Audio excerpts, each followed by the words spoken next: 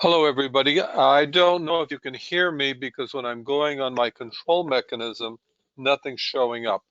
So I decided to start the webinar a little bit early. Maybe we can do some control. I'm not totally sure. Um, if you could look on your right side of your screen when you're facing the screen, there's a place that you can put questions on. Could you let me know if you see me or hear me or anything? Because I'm just a little bit concerned that something's gone wrong with GoToWebinar. I had another webinar I wanted to get on. I wasn't going to be giving the webinar, I was going to be listening to a webinar, and I can't hear anything. So there it says, okay, I see both you and the slide. Okay, so I guess it's on. It's really funny. I can't see anything, so I really can't control or do anything. And I have no sound coming out of my control mechanism either. So if you can see me, that's great. Thank you for your response. I really appreciate that. Okay, it's 1 minute to 4, so let me just give it a little bit of time. One more minute, is that's okay? I'm thank you for telling me that you could see me because it was really well, it's a little bit distressing not knowing what's going on. Okay, so we're going to start in a little bit less than a minute. Today's webinar, we're going to be talking about college funding plans. A title I call Saving Today for a Brighter Future Tomorrow. And that's what we're all hoping for our kids and our grandchildren and things like that. And so we're going to work that. Okay, it's 4 o'clock right now. So we have some more attendees who came in. Let me see if I reckon. Hey, Noreen, how are you doing? I see some other people. I don't want to mention their names because I really don't know them. Noreen, on the bottom, you can see it says questions. I already got an answer from somebody else who told me they can hear me and see me loud and clear. So if just double checking on that, okay? I hope you can see me and everything's okay down there. So now we're going to go with the webinar per se. And if you wish, the PowerPoint that I'm looking for, which is right up there as you see, okay? And so what we're basically talking is, trying to find a way and look at the different options of somehow being able to provide our children or grandchildren or whatever the case may be with options going forward. So I have to go on with this disclaimer. My legal authorities tell me I have to do it. I'm not going to be making any investment decisions, but still, I'm not a stockbroker. Investors need to have a broker to trade stocks and options. You agree that whatever you decide to do, you bear responsibility for your decisions. You agree that I'm not liable for any investment decision that is made or action taken by you based on the material presented. All the information I publish is sourced from different publications and I believe to be accurate and reliable. However, there are no claims or representations as to the accuracy, completeness, or truth of the materials that were complained. And from my judgment, they're all very accurate or fairly accurate. So let's look at the facts. The facts of the matter is tuition, college tuition has been raising a rate of about 5 to 6% per year. That is not including Florida State colleges. Florida State colleges have not been raising at that rate, but a lot of private schools have. And I think after this huge swan event that we've just had, a lot of universities and colleges are not going to be able to increase their tuitions as they have before.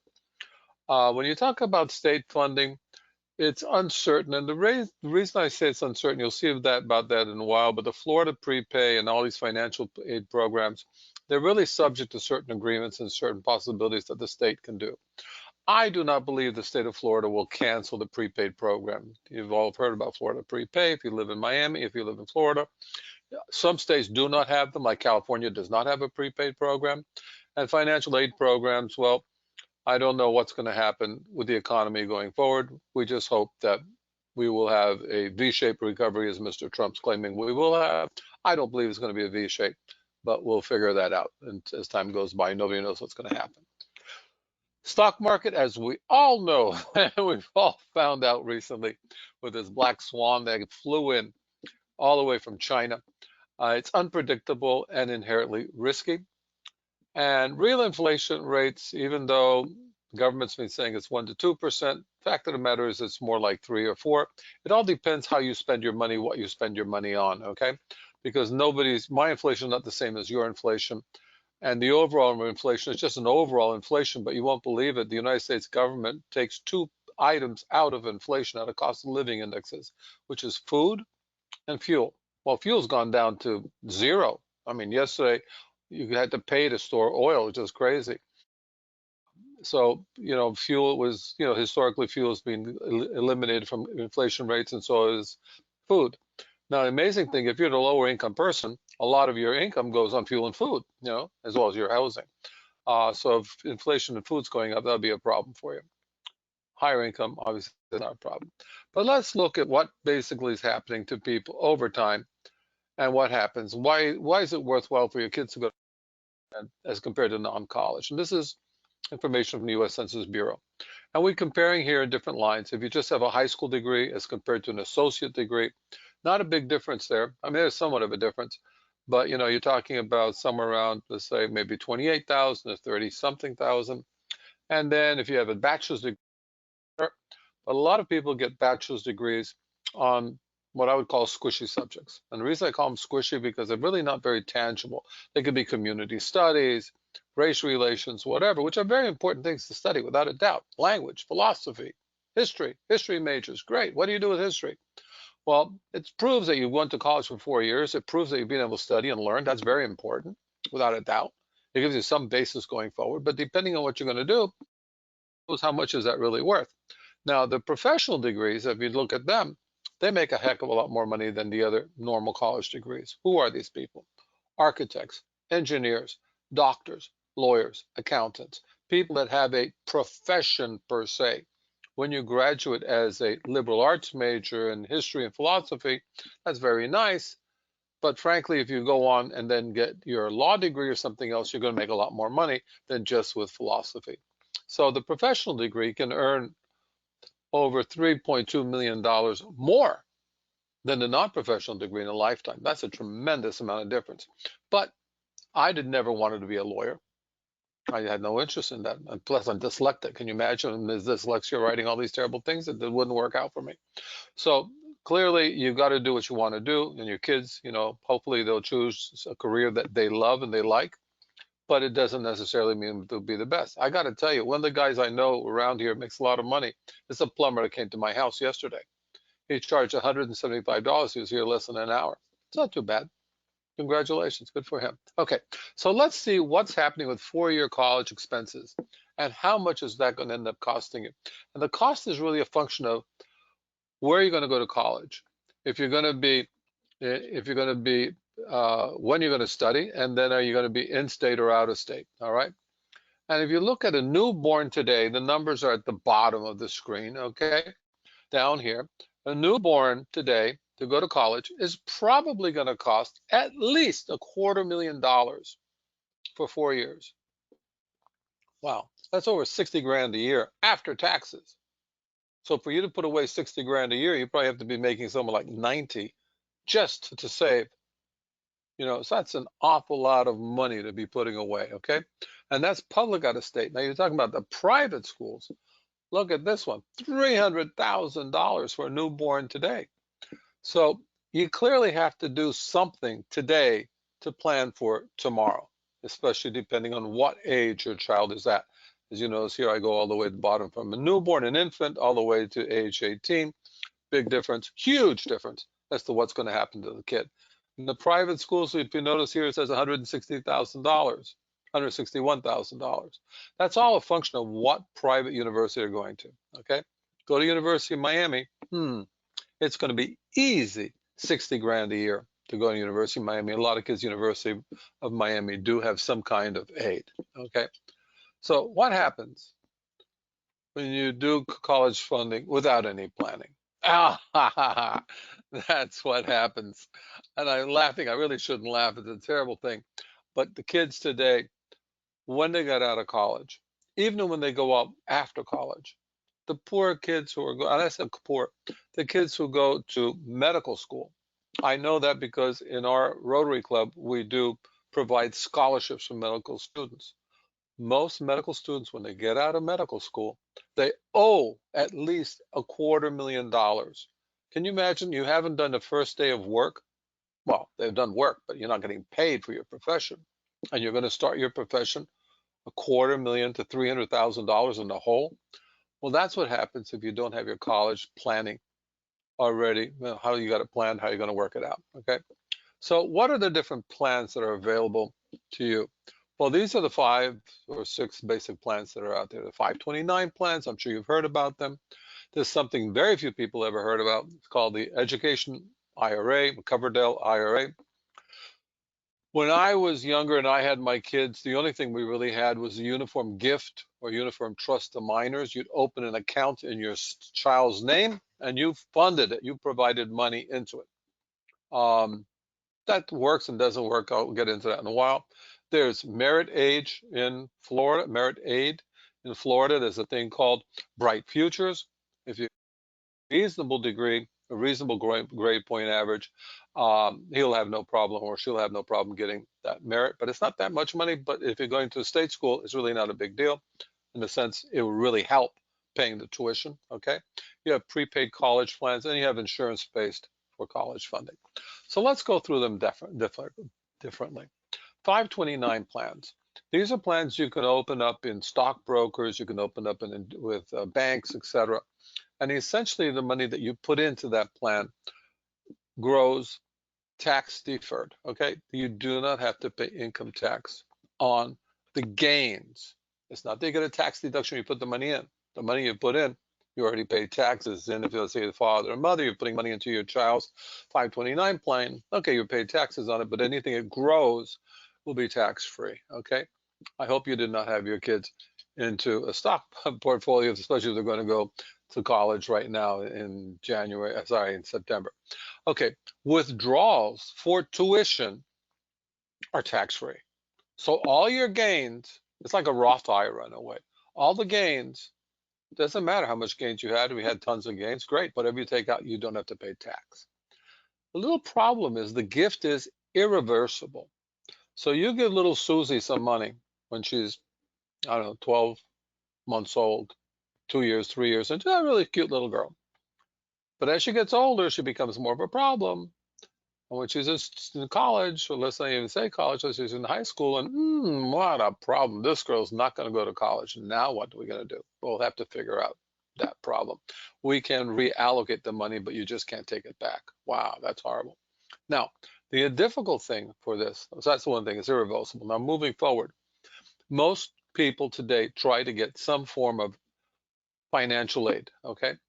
And to do the financial aid, there's a needs-based financial eligibility calculation. All the colleges, all the financial assistants, financial advisors will look at this. 35% of the money that's in the 529 plan will count as accumulated capital that you have. So it's very visible. That could reduce the amount of loan depending on how much money you put in, okay? Now, the funds that you put them into these markets, into these funds, the 529 funds, you can invest them in stocks and bonds and mutual funds, but they are subject to market volatility and risk. If you take the ones that are only, let's say, interest-based, well, guess what? What has the interest been over the last few years? It's been negligible. So you have practically no upside if you're on the interest. And if you've gone into the stocks, you'd have been very happy up until a month or two ago, because it's really appreciated. But where are we right now? What are we going to be doing? How are you moving forward? Okay, so that's one of the issues of the volatility and risk. The contributions are $14,000 per year per adult. What does that mean? Grandma, grandpa, mother, father, each can put in $14,000. Wow, that's a quick way to add up money. Okay, cool. So, see, I got to get rid of my phone. Call. Okay, now we're going to talk about the Coverdell or IRA, the IRA. Okay, so the parent or grandparent can make a contribution is limited to $2,000 per year per person. So we can have the 529 and we also have a Coverdell. Mama, Papa, he's put in 2,000. Grandparents, it's 4 of them. Another 2,000. It's 8 plus 2. It's 10 grand a year. Cool. There's no tax deduction for your contributions. And the earnings, here again, as an IRA, they're not taxed if you follow the rules. The rules are very simple. Whatever you withdraw has to be for college funding. All right. It also, believe it or not, once you start funding this, even grandma and everybody else putting money in, hey, wait, I can even use this money for K through 12. Wow.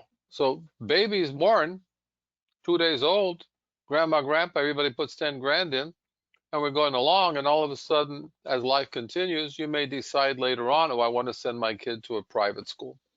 I don't know why you do that. Maybe it's a good idea, maybe it isn't. Don't know. Depends what school district you're in. Guess what? You can use that money for even grades K through 12. All right. Now, if you didn't use it and you have it saved up, and the kid's going to go to college, again, 35% of the accumulated value will be evaluated for the eligibility calculation for the needs-based.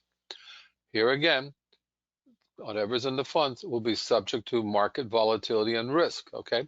You can decide how you want to risk it or not. Now, the Unified, such a long word, Unified Gift or the Trust to Minors Act, okay? Now, how does this work? What does this mean? Essentially, you'd set this up with some kind of a stockbroker, or it could be with your bank, all right? It's a custodial account. You are the custodian of your child's money until the child becomes an adult. As long as the child's a minor, you're a custodian. So you have managerial, overseeing, fiduciary responsibility. You means you have to act in the child's best interest. Heaven forbid you put all this money in and you can give your kids, 14 grand a year, but you decide, hey, I'm going to get into these crazy derivatives and do these speculative things, and you blow the money. Guess what? Little Johnny can sue you because you did not do fiduciary duties. Okay, so that's important to note.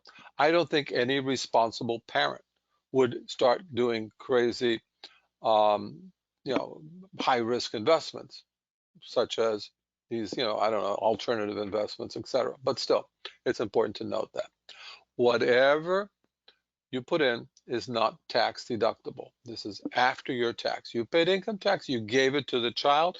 It's tax free to the child. Okay, it's a gift to the child, but you do not get a deduction. Okay, you paid taxes. You want to give 14 grand, you probably have to make, let's say, 18. Pay 4,000 in taxes, 14 goes to the kid. That's great.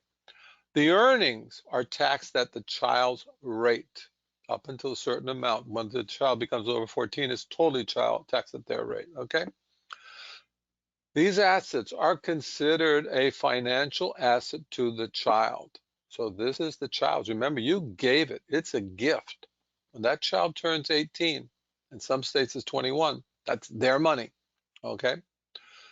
The maximum contribution is $14,000 a year. We understood that. And as I said earlier, all of the 35% of the money in there is considered for the financially based calculations. All right. Now, here's the real tricker. The money can be used for any reason by the child at majority age, not necessarily for education. What does that mean? Well, you've put in $14,000 a year into little Johnny's account, okay? And over, I don't know, just say over 10 years, there's 140,000 you put in, and let's just say because of a good stock market, whatever it is, they didn't have 140, he's got 250. Why? Because you put in 140 and it made money. Really cool. And little Johnny says, you know what? I want to buy myself a Maserati and I'm going to go around the world. Guess what? It's the child's money when the child becomes majority age. Now, hopefully we all have responsible kids.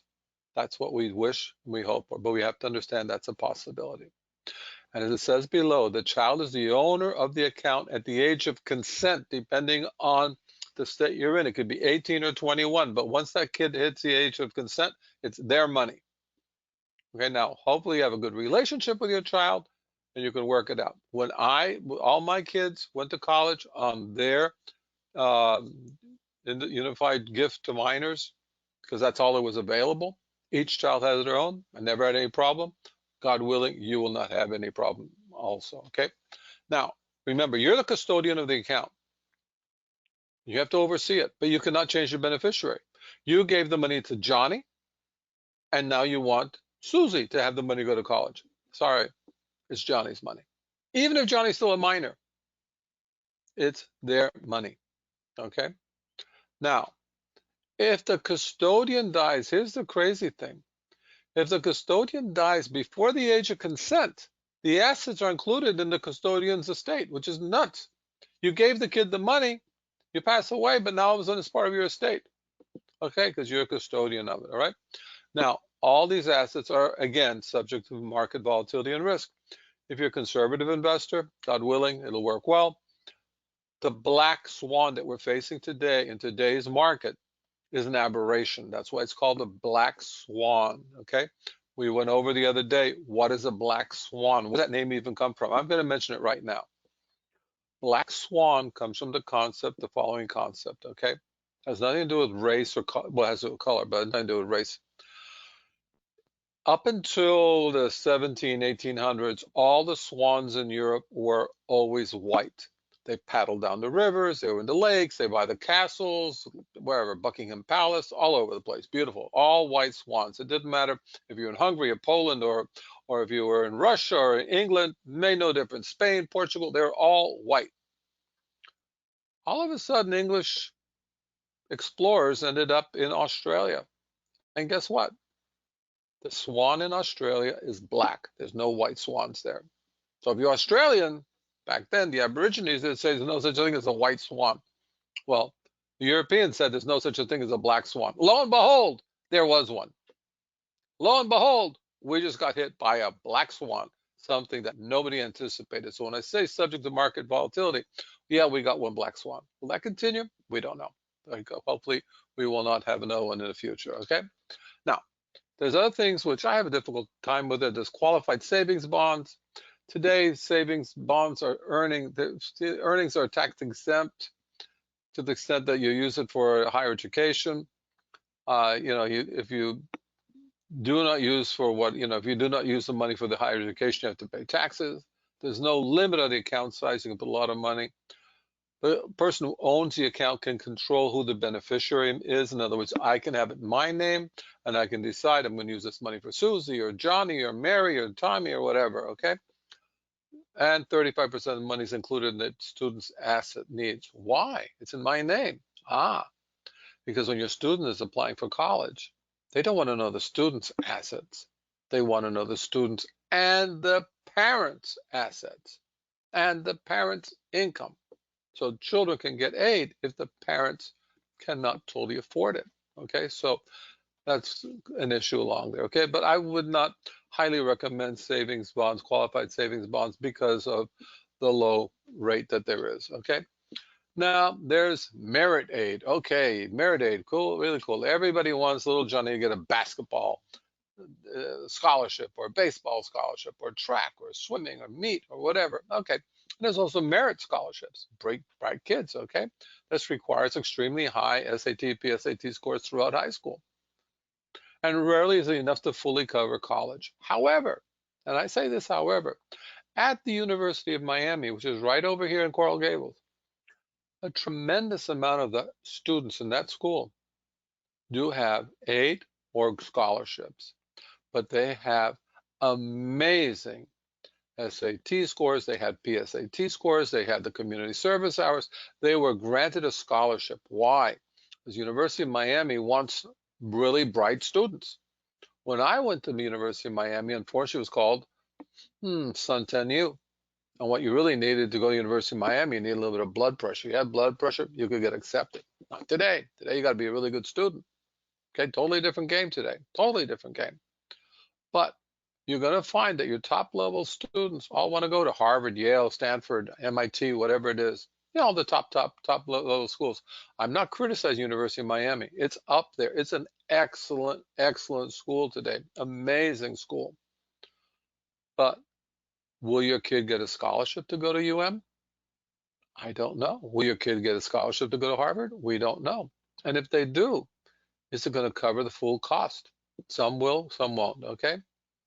Now, there are some very costly programs that you can go out and get these consultants, and they'll help your children, and they'll work with your kids, and they'll do all kinds of things for writing the SATs and writing the essays and who knows what else. That costs money, but there's no guarantee. All these consultants, they're not going to guarantee success. They can't guarantee success, but they'll do their best to help.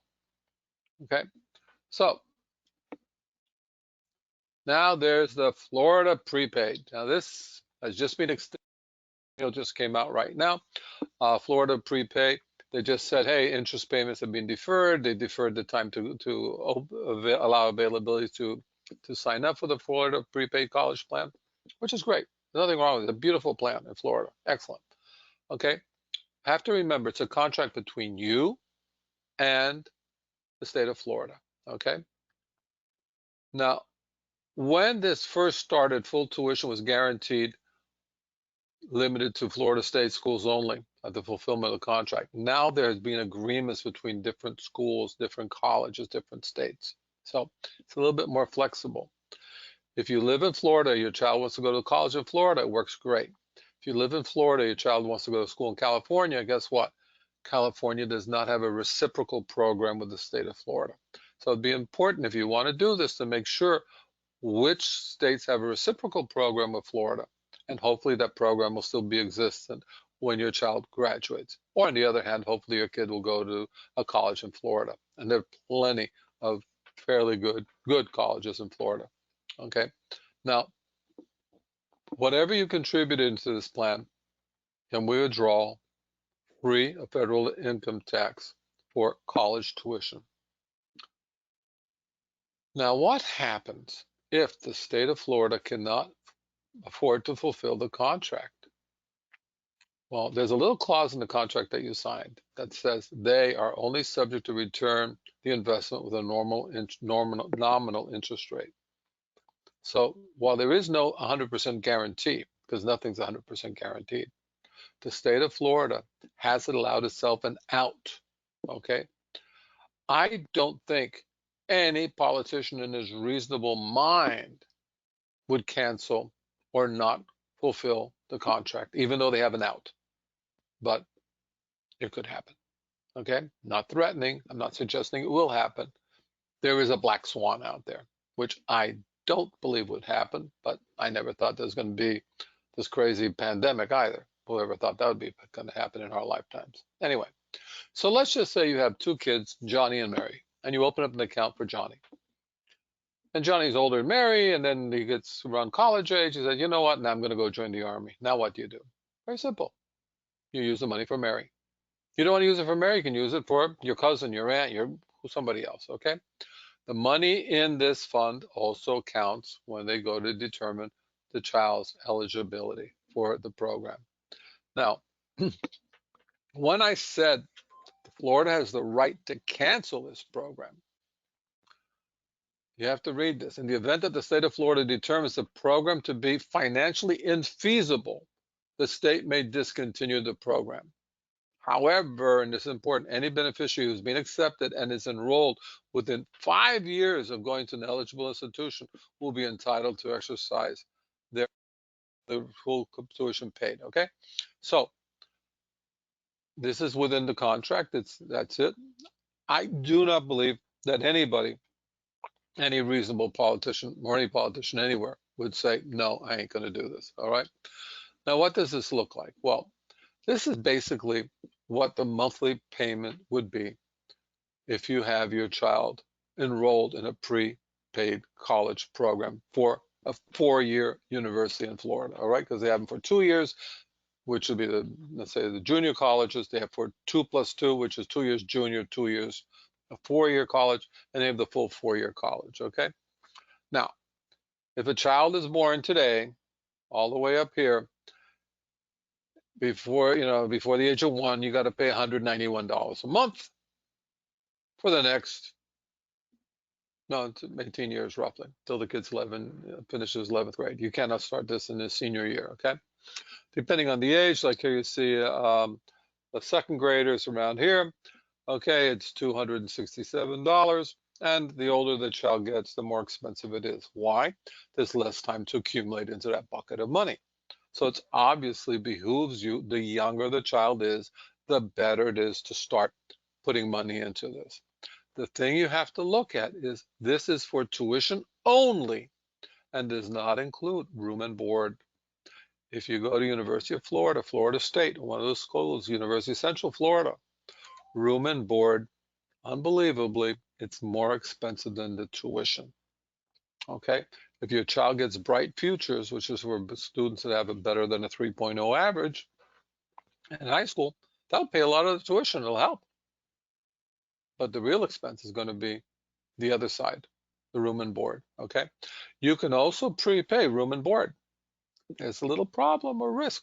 What if your child decides to go to FIU and stay home, and you prepaid room and board, and the child's going to go, thinking to go to University of Florida? You have no guarantee that your child will get accepted to University of Florida. That's one of the most difficult colleges within the state of Florida to get accepted into. Okay, so we don't know. Okay, so we have to look at that. But the key thing is with the prepaid, you can do tuition only, or you can do tuition and room and board. All right. Now, here's what last year's one looked like. I didn't update it right now, but I have a 4-year plan. And I just said, okay, cool. What's the child's birthday? And if you look here, I put the child's birthday on, where's my cursor? There it is. March 3rd, 2009. He's now in the second grade. What's it going to cost me? Here it is down there. I'll just tell you straight up front what will it cost you. What will it cost you on a monthly basis? What will it cost you if you want to pay in 5 years? You want to be done with it? And guess what? They even have a lump sum. Pay all the money up front and be done with it. That's not a bad deal either, because you just don't have to deal with it. The state of Florida loves it. They got all that cash up front. You may like it. You're done. Okay, so that works out really well. Now, the other thing, which is something that I think is very important, is what helped me. And the reason what helped me is, if any of you saw my live FaceTime, yesterday would have been my mother's 99th birthday. And today we're talking about college funding. Well, in 1965, both my parents, excuse me, both my parents disappeared in an airplane that never showed up. And I was 17, starting my senior year in high school. Okay, it was a horrible situation, cry, all these terrible things. It had been many years ago, but still, it was very difficult. The issue then was, when I was graduating, how on earth am I going to go to college? What am I going to do? Well, we'll get into that later on, okay? But you can have a cash value-based college funding. Earnings are guaranteed interest rates from a mutual company. A policyholder, you can change the beneficiary anytime you want. You decide when you're going to pay the money out. The funds are all protected from creditors. They're not included in the student's need-based financial analysis. And the funds can be used any way the owner, meaning me as a parent, as the owner of the policy, whatever I want with the money is in the policy. And in the event of my premature passing, the child will get the best benefit for college. That's cool. You don't have to worry about it. Okay, so to sum it all up, let's look at the following. The facts. Inflation, I don't know what it's going to be now with this crazy black swan. I mean, inflation could even be negative for all we know. We just don't know, okay? But anyway, inflation, 3% more or less. Tuition's gone up about 6%, but not in the state schools. What's going to happen going forward? We don't know. State funding could become more difficult because you can be very sure that state revenues have dropped tremendously. Nobody's paying sales tax. Nobody's spending. Federal income doesn't know what to do. Okay, the stock market, clearly, this black swan shows that if you put all your eggs in that stock market basket, got a little bit of a problem. And cost of living has been rising. The U.S. government says it's around 2%. The people who collect Social Security know that they're getting increases once a year, 1.5%, 2%, more or less. Says no. Does the government try and control what the cost of living is? You better believe it. Why? Because it's tied to the Social Security benefits, and the Social Security and Medicare are the two top expenses the United States government has. One way of holding it back is by controlling what they claim is the cost of living. So going forward, these are the facts going forward, and what are we going to do about it? So I want to thank you very much for attending my webinar, this webinar. The next webinar, whoop, I didn't change the date. I'm sorry. It's going to be Thursday the 23rd. I didn't change the date. This Thursday at 4 p.m., okay? And so if you got any questions, what we talked about, just email me, or you can look me up on Facebook, or you can look me up my YouTube channel. I will be recording this was being recorded as we speak. I'll be downloading this recording, and I hope to send it out later on this evening. My next webinar is going to cover something totally different. And I find the English language absolutely amazing. You talk about a golf putt and an investment put. How on earth does anybody know that PUT and PUT can be putt or put is beyond me. I speak Spanish, so Spanish, you have accents and things that give you an idea, but English is a very interesting language. So is it a golf putt or is it an investment put? You can save your money, both can save you money, but do you know the difference between a putt and a put? Well, our next webinar on Thursday, the 24th, or whatever day Thursday is, I don't know anymore because I can't really trust what I had up there. What did it say? The 20th, even the 21st. So it's going to be the, I think the 23rd, but the day after tomorrow is Thursday, all right? We're going to go over basics, calls and puts. What does that mean? How does it work? Not going to get into detail. We're not going to make any recommendations. It should be a lot of fun, good times there, okay? So I want to thank everybody for participating in this thing. I'm really sorry that I was not able to see what was showing up because normally I can follow it, I can track, but for whatever reason, I could not get on GoToMeeting, GoToWebinar, don't know why. So I have to leave right now. We're going to exit our webinar. Thank you for being here. I look forward to seeing you on Thursday. Bye-bye. Thank you ever so much. Goodbye-bye. Bye-bye.